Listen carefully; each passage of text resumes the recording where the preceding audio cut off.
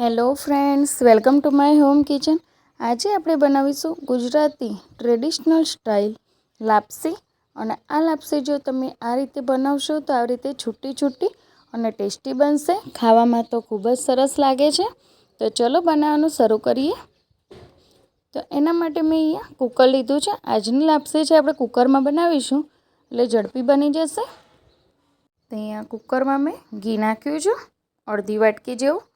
ઘી વધારે લેવાનું જેથી લાપસી ટેસ્ટી બને. તો હવે તેની અંદર આપણે ખડા મસાલા કરવાના છે, જેની અંદર મેં તજ અને લવિંગ લીધા છે. તમે ઇલાયચી પણ નાખી શકો છો. અહીંયા મેં ઘઉંના ફાડા આ રીતે મિક્સરમાં બનાવી લીધા છે. તો તમે કોઈ પણ ફાડા આ રીતે લઈ શકો છો. તો ફાડાને મેં ઘીની અંદર નાખી દીધા છે. હવે આપણે 2 થી 3 મિનિટ માટે એને થોડીવાર શેકી લઈશું. થોડીક વાર શેકીશું એટલે સરસ એવી છૂટી દાણેદાર બની શકે. તો જો 2 થી 3 મિનિટમાં આનો સરસ એવો ગોલ્ડન કલર થવા લાગ્યો છે એટલે આ શેકાવા લાગી છે. તો જો સરસ શેકાઈ ગઈ છે. હવે આપણે તેની અંદર ડ્રાયફ્રૂટ નાખીશું. તો ડ્રાયફ્રૂટમાં તમે તમારા મનપસંદના ડ્રાયફ્રૂટ નાખી શકો છો. અહીંયા હું કાજુ અને દ્રાક્ષ નાખીશ. તો કાજુ અને દ્રાક્ષને પણ આની અંદર 1 મિનિટ માટે શેકી લઈશું. જ્યાં સુધી દ્રાક્ષ ફૂલે ને ત્યાં સુધી આપણે એને શેકીશું. તો આ પણ સરસ એવા શેકાઈ ગયા છે. જો દ્રાક્ષ પણ ફૂલવા લાગી છે. તો હવે આ સરસ શેકાઈ ગયું છે. તો આની અંદર આપણે પાણી નાખવાનું છે. તો પાણી છે ને ગરમ લેવાનું છે, એકદમ ઉકળતું પાણી હોય એ નાખવાનું છે. તો અહીંયા તમે 1 વાટકી ઘઉંના ફાડા લીધા હોય તો 3 વાટકી જેટલું ગરમ પાણી લેવાનું છે. તો મેં અહીંયા ગરમ પાણી નાખી દીધું છે. હવે પાણીને આની અંદર મિક્સ કરી લઈશું એક વખત.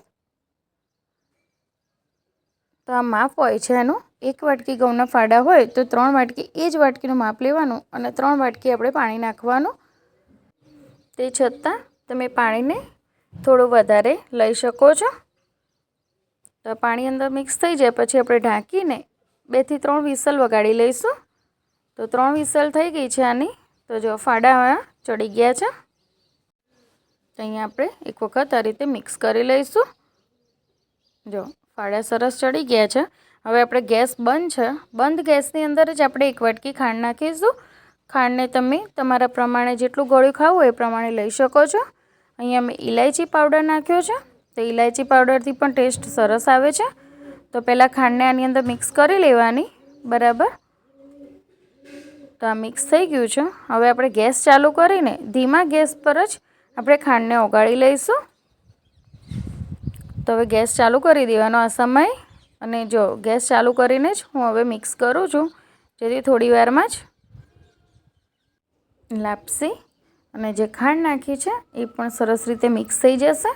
તો જો થોડી વારમાં ખાંડ ઓગળી ગઈ છે આની અંદર. તો એક વખત આપણે આ રીતે મિક્સ કરીશું. જ્યાં સુધી થોડું ખાંડનું પાણી બળી જાય ત્યાં સુધી આપણે એને મિક્સ કરવાની છે. તો આપણી લાપસી તો બનીને તૈયાર થઈ ગઈ છે, તમે જોઈ શકો છો. તો જ્યારે ગરમ હોય છે ત્યારે એવી લાગે છે, પણ થોડી વાર ઠંડી થશે ને એટલે એકદમ દાણા એના સરસ એવા છૂટા પડવા લાગશે. તો આપણી લાપસી બની ગઈ છે. તો એને સર્વિંગ પ્લેટમાં લઈ લઈશું. તો મેં અહીંયા સર્વિંગ પ્લેટમાં લઈ લીધી છે.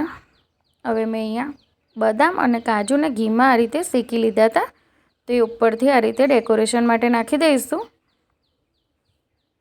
તો આ પણ એટલા સરસ ખાવામાં ટેસ્ટી લાગે છે આની સાથે.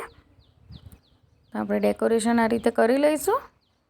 તો આપણી લાપસી બનીને તૈયાર થઈ ગઈ છે. એકદમ ઝડપથી બની જાય છે. તો હું તમને એક વખત ચેક કરીને પણ બતાવું. દેખો કેટલી દાણાદાર બની છે. જો છે ને, હજુ થોડી વાર ઠંડી થશે ને એટલે એકદમ દાણા સરસ એવા છૂટા પડશે ને હાથમાં ચોંટશે પણ નહીં. ખાવાની પણ બહુ જ મજા આવશે. તો આ રેસીપી જરૂરથી ટ્રાય કરજો. ફટાફટ કુકરમાં બની જાય છે. તો તમને મારી રેસીપી ગમી તો મારી ચેનલને લાઈક કરો, શેર કરો અને સબસ્ક્રાઈબ કરો મારી ચેનલને. Thank you.